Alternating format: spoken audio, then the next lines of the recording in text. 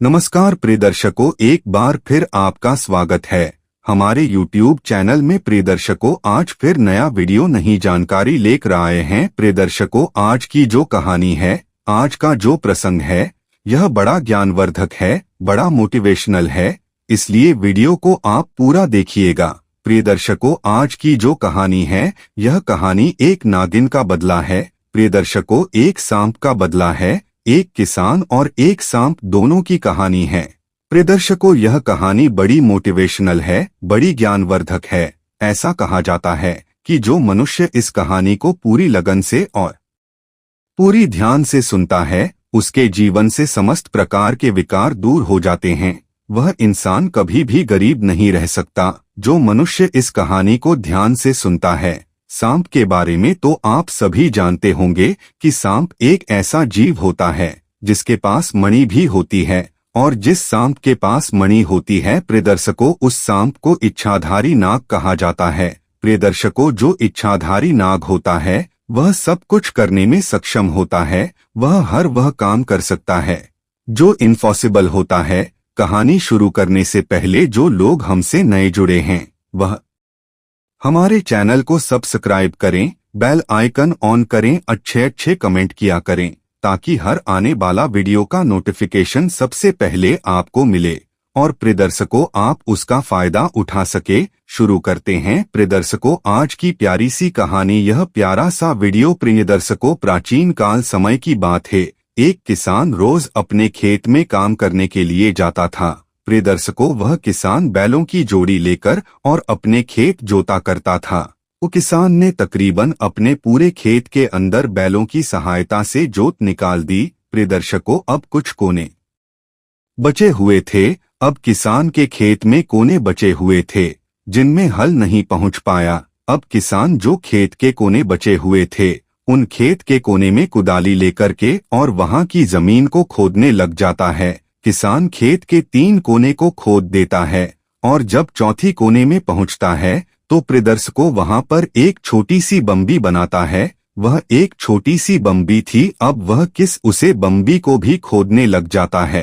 प्रिय दर्शकों, अब जैसे किस कुदाली से उस बम्बी पर मारता है तो प्रिय दर्शकों वह बम्बी तो खुद जाती है और बम्बी खोदने के बाद एक सांप के 2 टुकड़े हो जाते हैं। जब सांप के 2 टुकड़े हो जाते हैं, सांप बीच में से कट जाता है। अब उसे सांप के 2 टुकड़ों को देखकर वह किसान बड़ा दुखी हो जाता है। सोचने लगता है कि आज मेरे से बहुत बड़ा जघन अपराध हुआ है। किसान अपने मन ही मन बहुत पश्चाताप करता है। जब किसान उन दोनों सांप के टुकड़ों को दूर हटाता है और गौर से देखा तो फिर इधर को खुद ही हुई बम्बी के अंदर एक छोटा सा सांप का बच्चा और था।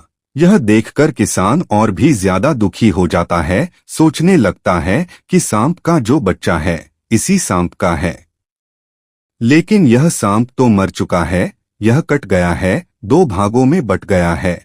अब इस सांप के बच्चे का पालन पोषण कौन करेगा? यही सोचकर वह एक प्रतिज्ञा लेता है कि इस सांप के बच्चे से इसका पिता का साया मेरी वजह से उठ गया है, इसीलिए मैं यह प्रतिज्ञा लेता हूँ कि इस सांप के बच्चे को मैं अपने बच्चों की तरह इसका लालन पालन करूंगा और इस सांप के बच्चे को अपने पुत्र की भांति ही रखूंगा। यही सोचकर वह किसान उस सांप के बच्चे को अपने घर ले आता है। घर लाकर के अपनी पत्नी से कहता है कि प्रिय, यह सांप का बच्चा है और इसका पिता मेरे हाथों मारा गया है, इसीलिए अपनी गलती का पश्चाताप करने के लिए इस सांप के बच्चे को मैं घर लेकर आया हूँ और इसका लालन पालन हम अपने पुत्र की भांति करेंगे। प्रिय दर्शकों, उस किसान के एक छोटा बच्चा था। उसका भी एक छोटा पुत्र था जो बहुत ही छोटा था। प्रिय दर्शकों, अब किसकी पत्नी भी किसान की बात को मान लेती है। वह भी बहुत भोलेपन की थी, बहुत सीधी थी। तो जैसी किसान कहता है तो किसान की पत्नी मान लेती है और अपने पति से कहने लगती है कि ठीक है पिया जी, एक तो हमारा स्वयं का पुत्र है, दूसरा यह सांप का पुत्र है। इस सांप के पुत्र को भी हम अपने पुत्र की भांति प्रेम करेंगे, हमारी पुत्र को भी हम अपने पुत्र की भांति प्रेम करेंगे, हमारे पुत्र की भांति इसको रखेंगे। जिस वक्त किसान के हाथों सांप मर गया था, उस वक्त उसे बम्बी के अंदर वह सांप था और उसका बच्चा था। नागिन उस बम्बी के अंदर नहीं थे। प्रिय दर्शकों, जब किसान उस सांप के बच्चे को लेकर अपने घर आ जाता है तो पीछे से वह नागिन उसे बम्बी पर आती है तो नागिन देखती है कि उसका पति सांप 2 टुकड़ों में बटा हुआ है और मरा हुआ पड़ा है। यह देखकर नागिन बड़ी दुखी होती है, विलाप करती है, चिल्लाती है। प्रिय दर्शकों, लेकिन कुछ नहीं होने वाला था। अब वह नागिन उसे बम्बी के अंदर घुसती है और उसके बच्चे की तलाश करती है। तो प्रिय दर्शकों, उसे नागिन को उसका बच्चा भी नहीं मिलता है। अब वह नागिन और भी ज्यादा दुखी हो जाती है, बहुत रोती है, चिल्लाती है, बिलहाप करती है, क्योंकि अब उस नागिन का पूरा परिवार ही उजड़ गया था। एक तो उसका पति मर गया, दूसरा उसका पुत्र नहीं मिल रहा था। अब नागिन सोचने लगती है कि जिसने भी मेरे पति को मारा है उसी ने शायद मेरे पुत्र को भी मार दिया है। यही सोचकर नागिन खूब जोर जोर से रोती है, खूब चिल्लाती है, लेकिन नहीं तो उसका पति जीवित होता है और नहीं उसको उसका पुत्र मिल पाता है। प्रिय दर्शकों, अब अंत में जाकर के नागिन भी एक प्रतिज्ञा लेती है। अपने पति की मरी हुई लाश के समक्ष जाकर एक प्रतिज्ञा लेती है और नागिन प्रतिज्ञा इस तरह की करती है, जिसने भी मेरे पति को मारा है और मेरे पुत्र को मारा है उसका भी मैं वंश खत्म कर दूंगी, उसके परिवार में एक को भी जिंदा नहीं छोड़ूंगी। इस तरह की प्रतिज्ञा नागिन दे लेती है। अब प्रिय दर्शकों, वह नागिन इस तलाश में लग जाती है कि मेरे पति और मेरे पुत्र का हत्यारा कौन है, उसका कातिल कौन है। इस तलाश में नागिन लग जाती है। अब दूसरे दिन फिर से किसान अपने खेत में जाता है और बची हुई जमीन को उधर से खोदने लग जाता है। अब जैसे ही किसान खेत में पहुंचता है और जमीन को इस कुदाल से खोदने लग जाता है जी, कुदाल से सांप की मृत्यु हुई थी तो अपनी दृष्टि को वह कुदाल पर सांप का खून लगा हुआ था। प्रिय दर्शकों, अब नागिन भी उसे दिन उसे बम्बी पर बैठी हुई थी, अपने पति की लाश के आसपास ही मंडरा रही थी। अब जैसे किस न कुदाल को लेकर के और जमीन खोदने लगता है तो उस नागिन की नजर उस कुदाल पर चली जाती है और कुदाल को देखती हैं कि उस पर खून लगा हुआ है। कुदाल पर लगे खून को देखकर नागिन सोचने लगती है कि यह वह किसान है जिसने मेरे पति और मेरे बेटे को मारा है। अब प्रिय दर्शकों, अब नागिन को यह पता चल जाता है कि उसका पुत्र और उसके पति का कातिल कौन है। प्रिय दर्शकों, अब नागिन अपनी प्रतिज्ञा पूरी करने में लग जाती है। अब नागिन सोचने लगती है कि सबसे पहले इस किसान के घर का पता लगाऊंगी, उसके बाद यह पता लगाऊंगी किसके परिवार में कितने सदस्य हैं, उसके बाद एक एक को डसना शुरू करूंगी, एक एक को गिन गिन के मृत्यु के घाट उतार दूंगी। इस तरह की एक रणनीति नागिन बना लेती है।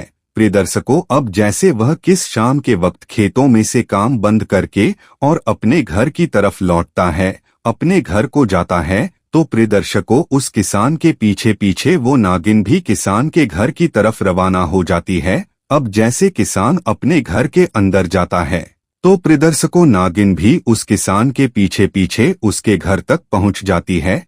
अब किसान घर के अंदर घुस जाता है, किसान की पत्नी दरवाजा बंद कर देती है और नागिन बाहर रह जाती है। अब नागिन किसान के घर के अंदर प्रवेश करने के लिए जगह ढूंढती है, लेकिन उसको कहीं पर भी जगह नजर नहीं आती है। प्रिय दर्शकों, अब नागिन पास में पड़े एक कूड़े कचरे में घुस के बैठ जाती है और इंतजार जाती है कि किसान कब अपने घर के दरवाजे को खोलेगा और कब मैं इसके घर के अंदर प्रवेश करूं। प्रिय दर्शकों, कुछ ही देर बाद में फिर से किसान की पत्नी अपने घर के दरवाजे को खोलती है और कुछ काम के लिए घर से बाहर चली जाती है। प्रिय दर्शकों, इसी मौके का फायदा उठाकर नागिन किसान के घर के अंदर घुस जाती है। अब जैसी नागिन किसान के घर के अंदर प्रवेश करती है तो सबसे पहले किसान का एक छोटा पुत्र नागिन को नजर आता है, जो कि पालने में झूल रहा था। अब नागिन सोचने लगती है कि क्यों नहीं इस किसान के पुत्र को सबसे पहले खत्म करूं, ताकि इसको यह पता चले कि पुत्र का वियोग होता क्या है। यही सोचकर वह नागिन किसके पुत्र के पालने की तरफ जाती है और पालने पर चढ़कर के किसके पुत्र को डस जाती है और प्रदर्शन को किसान के पुत्र को डसने के बाद किसान के घर से बाहर निकल जाती है। अब जैसी नागिन किसान के घर से बाहर निकलती है तो की नजर नागिन पर पड़ जाती है। किसान ने देखा कि कोई सांप मेरे घर से निकल रहा है। यह देखकर किसान अपने मन में सोचने लगता है कि मेरे हाथों जिस सांप की मृत्यु हुई थी यह उसी की नागिन है और यह मेरे घर तक आ गई है, तो इसका मतलब यह है किसने मेरे पुत्र को जरूर कोई नुकसान पहुंचाया है। यह सोचकर किसान अपने पुत्र के पालने की तरफ भागता है। पीछे से तभी किसान की पत्नी भी आ जाती है और वह भी उसे नागिन को अपने घर से बाहर निकलते हुए देख लेती है। किसान की पत्नी भी सोचने लग जाती है इस नागिन ने जरूर मेरे पुत्र को कोई नुकसान पहुंचाया है। तो प्रियदर्शकों, किसान की पत्नी भी अब अपने पुत्र की पालने की तरफ दौड़ती है। दोनों पति पत्नी अपने पुत्र की पालने की तरफ दौड़ते हैं और अपने पुत्र को जाकर के देखते हैं कि उनके पुत्र को नागिन ने डस रखा है।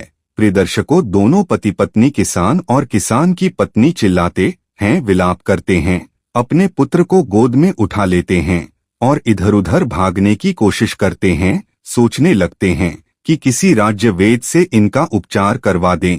लेकिन प्रियदर्शकों, अब रात्रि के समय कोई राज्य वैद्य नजर नहीं आता है, कोई वैद्य नहीं मिलता है। प्रियदर्शकों, उस जमाने में कोई हॉस्पिटल नहीं थे, कोई ऐसी चिकित्सा व्यवस्था नहीं थी, सिर्फ और सिर्फ वैद्य हुआ करते थे। प्रियदर्शकों, अब कुछ ही देर में किसान के पुत्र के जहर चढ़ जाता है और जैसी जहर चढ़ता है तो किसके पुत्र के मुख से झाग निकलने लगते हैं। आंखें नीली पड़ जाती है, पूरा बदन नीला पड़ जाता है। धीरे धीरे किसान के पुत्र के प्राण पखेरु उड़ जाते हैं, वह खत्म हो जाता है। दोनों पति पत्नी खूब रोते हैं, चिल्लाते हैं, लेकिन अब क्या होने वाला है।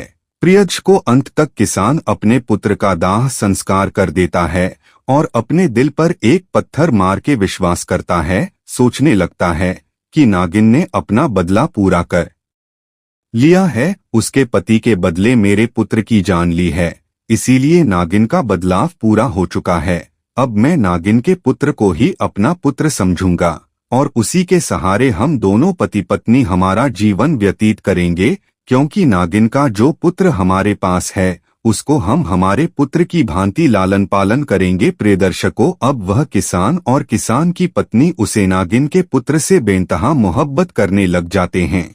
उसकी हर छोटी छोटी चीजों का ख्याल रखते हैं, हर जरूरत का ख्याल रखते हैं। प्रियदर्शकों, दोनों पति पत्नी नागिन के बच्चे की सेवा में लग जाते हैं, उसी को ही अपना पुत्र मान लेते हैं। अपनी इधर को कुछ समय कुछ दिन निकलने के बाद नागिन फिर से किसान के घर में आती है। अब की बार नागिन सोच के आती है कि इस बार मैं किसान को खत्म करूंगी जिसने मेरे पति की हत्या की है, मेरे पुत्र की हत्या की है, आज वे उसी को डसने वाली हूँ। यही सोचकर नागिन किसान के घर में फिर से प्रवेश कर जाती है। अब जैसी नागिन किसान के घर में प्रवेश करती है तो नागिन देखती है कि किसान और किसान की पत्नी एक सांप के छोटे से बच्चे को दूध पिला रहे हैं और बड़े प्यार से पिला रहे हैं। पुत्र पुत्र कहकर के नागिन के बच्चे को दूध पिला रहे हैं। यह देखकर नागिन बड़ी चकित रह जाती है, सोचने लगती है कि किसान और किसान की पत्नी मेरे ही पुत्र को दूध पिला रहे हैं। नागिन अपने पुत्र को पहचान जाती है और सोचने लगती है कि यह तो मेरा ही पुत्र है और मेरे पुत्र को किसान और किसान की पत्नी दोनों जने एक पुत्र की भांति प्रेम कर रहे हैं। यह देखकर नागिन बड़ी आश्चर्यचकित हो जाती है और अपने मन रोने लगती है, सोचने लगती है कि मैं तो इस घर में एक बदले की भावना से आई थी। मैं तो यही सोच रही थी कि इस किसान के संपूर्ण परिवार को खत्म कर दूंगी, एक भी इंसान को जीवित नहीं छोड़ूंगी। लेकिन किसान और किसान की पत्नी बड़ी दयालु है, बड़े धार्मिक प्रवृत्ति के हैं, जो मेरे पुत्र को अपने पुत्र की भांति प्रेम कर रहे हैं। इस नज़ारे को देखकर नागिन रोने लगती है, अपनी आंखों से आंसू बहाती है और अपने किए हुए पर पश्चाताप करती है। प्रियदर्शकों, अब नागिन किसान के घर से वापस निकलकर चली जाती है और अपने पति की मृत शरीर के पास जाकर अपने पति से कहने लगती है कि पिया जी, मेरे से भी बहुत बड़ा पाप हुआ है। हो सकता है किसान से आपकी मृत्यु किसी अनजाने में हुई हो और आप किसी हादसे का शिकार हुए हो। लेकिन मैंने जानबूझकर किसान के पुत्र को मौत के घाट उतार दिया है। इसी बात की मुझे बहुत बड़ी गिलानी हो रही है। और किसान की पत्नी दोनों ही बड़े धार्मिक प्रवृत्ति के हैं, जो हमारे पुत्र को अपने पुत्र की भांति प्रेम कर रहे हैं। प्रियदर्शकों, अब नागिन बड़ा पछतावा करती है, रोती है, चिल्लाती है और अपनी करनी का पछतावा करती है। अब 1-2 दिन बाद में फिर से वह नागिन किसान के घर में जाती है। अब की बार यह सोचकर जाती है कि वास्तविकता में किसान और किसान की पत्नी मेरे पुत्र से प्रेम करते हैं या फिर वैसे ही कोई ड्रामा कर रहे हैं। तो फिर जाकर देखती है कि वास्तविकता में किसान और किसान की पत्नी इस तरीके से बातें कर रहे थे कि हमारे तो कोई पुत्र है नहीं, हमारे एक पुत्र था वह भी खत्म हो गया है। अब हमारा पुत्र सिर्फ और सिर्फ यह नागिन का बच्चा है, यही हमारा पुत्र है और इसी के सहारे हम हमारा जीवन व्यतीत करेंगे। इस बात को सुनकर नागिन बड़ी आशीर्वाद दे जाती है और नागिन को यह संपूर्ण विश्वास हो जाता है कि किसान मेरे पुत्र से बेइंतहा मोहब्बत करते हैं, अपने पुत्र की भांति प्रेम करते हैं। प्रियदर्शकों, अब नागिन अपनी गलती का पछतावा करने लगती है, सोचने लगती है कि मैं उनके पुत्र को खत्म किया है। और इसका पछतावा करने के लिए नागिन थोड़ी थोड़ी शिवजी के मंदिर जाती है और भोलेनाथ की परिक्रमा करती है। और प्रियदर्शकों, ऐसा कहा जाता है कि नाग और नागिन भोलेनाथ के परम भक्त होते हैं और जब नाग नागिन दिल से यदि भोलेनाथ से कुछ भी चीज मांगते हैं तो प्रियदर्शकों देवाधिदेव महादेव नाग और नागिन की इच्छा की पूर्ति भी करते हैं। प्रियदर्शकों, भोलेनाथ की पूजा शुरू कर देती है, भोलेनाथ की सेवा शुरू कर देती है। अब वह नागिन भोलेनाथ से सिर्फ एक ही चीज मांगती है कि प्रभु, मैं जाने अनजाने में किसान के पुत्र को खत्म कर दिया है और अब मैं यह चाहती हूँ कि उस किसान को किसी भी तरीके से एक पुत्र प्राप्ति हो। प्रियदर्शकों, उस नागिन की पुकार को भोलेनाथ सुन लेते हैं। कुछ दिनों बाद में एक पंडित और एक पंडितानी एक छोटी सी नवजात बालक को लेकर के दौड़ते हुए हांफते हुए उस किसान के घर आते हैं और किसान से आकर के कहते हैं कि भैया, हमारे पीछे कुछ गुंडे पड़े हुए हैं और वह लोग हमारे पुत्र को मार देंगे, हमको मार देंगे। इसीलिए हम चाहते हैं कि हमारे पुत्र का किसी भी तरीके से प्राण बच जाए, इसलिए कुछ देर के लिए आप हमारे पुत्र को संभाल लीजिए। प्रियदर्शकों, यह कहकर पंडित और पंडितानी दोनों अपने पुत्र को किसकी गोद में थमा देते हैं और वहां से भाग जाते हैं। प्रियदर्शकों, किसान की पत्नी पंडित और पंडिताइन की पुत्र को गोद में ले लेते हैं और अपने मकान के अंदर चले जाते हैं। प्रियदर्शकों, अब दूसरे दिन जैसे किसान खेतों में काम करने के लिए जाता है तो वह देखता है कि खेतों में पंडित और पंडितानी दोनों मरे हुए पड़े थे। यह देखकर किसान बड़ा दुखी हो जाता है, सोचने लगता है कि जी, पंडित पंडितानी ने हमें पुत्र दिया है, ये लोग मरे पड़े हैं। अब वह किसान पंडित और पंडितानी का दाह संस्कार करता है। उसके बाद किसान और किसान की घरवाली पंडित के पुत्र का लालन पालन करते हैं और उसको अपना ही पुत्र मानते हैं। प्रियदर्शकों, अब एक दिन नागिन किसान के घर में आती है और किसान अपनी दोनों पुत्रों को खिला रहा था, यानी सांप के पुत्र को भी खिला रहा था और पंडित के पुत्र को भी खिला रहा था।